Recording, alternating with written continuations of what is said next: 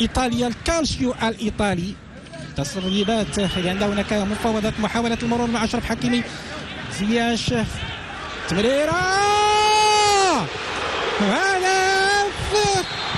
هدف فعلا أنصيري.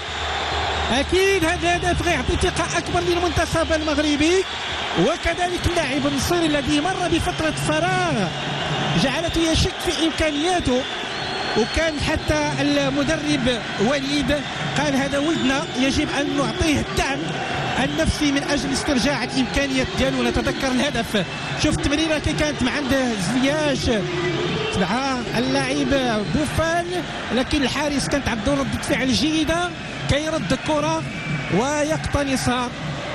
نخلة الجنوب النصيري معلنا عن الهدف الأول كيجي مبكرا في الدقيقة السادسة. هدف غيخلي العناصر المغربية أنها تأخذ اللقاء بكل ارتياح. شوف التفاعل ديال الجمهور المغربي كيف قلت، هذه حتى بروفا كذلك للجمهور، والذي ربما سيحتل كل أماكن الملاعب التي تحتضن. ميكا رقم 14 لوكا لوكوتشفيلي غرام العميد، تمريرة خاطئة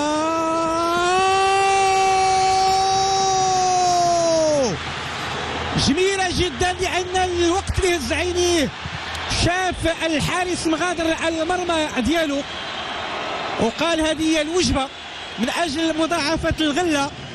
شوف التفاعل ديال الجمهور المنتخب المغربي، جميلة اللقطة بكل صراحة. حكيم زياش الذكي كيبقى ذكي طبعا، هدف يعطي الحكيم الثقة التي افتقدها لأشهر كثيرة.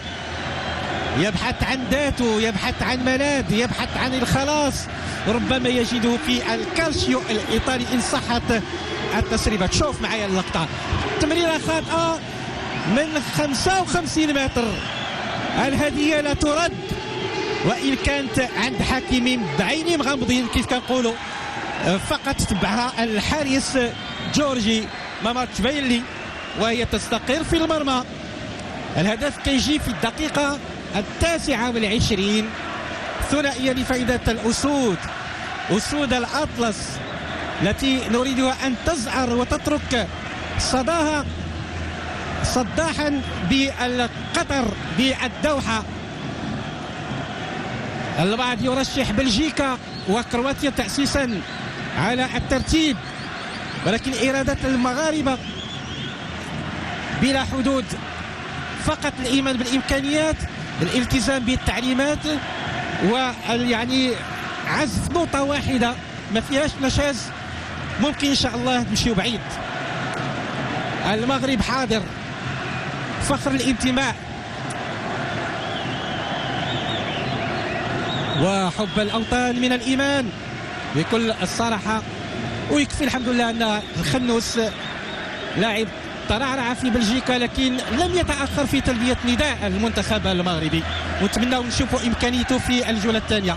شوف يا سلام، من أجل متعة العين اللقطة ما مشاتش سريعة لأنه عبر التسديدة ديالو بطريقة وليد.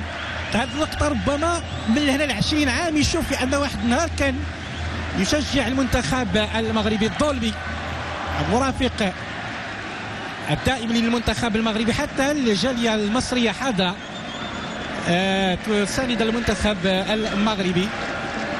إن نجح اللاعب سفيان بوفال في هز مرمى مامارشفيلي، عطات الإشارة ديال تنفيذ ضربة الجزاء، ممنوع يدخل أي لاعب من اللاعبين داخل منطقة الجزاء، صعيب يقبطها رغم أنه مشى في الاتجاه ديالها، ولكن السرعة باش كانت غادية الكرة قليل جدا أن اللاعب يغامر.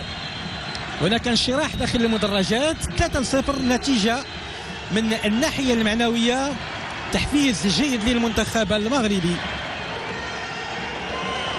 شوف اللقطة بكل هدوء، صعيب بكل صراحة رغم المتابعة ما يمكنش أحسن مثل هذه الكرات، مشات ملولبة دائرية وبقوة كبيرة، ما يمكنش شيء. وبالتالي الآن ترتفع الحاصلة إلى 3-0.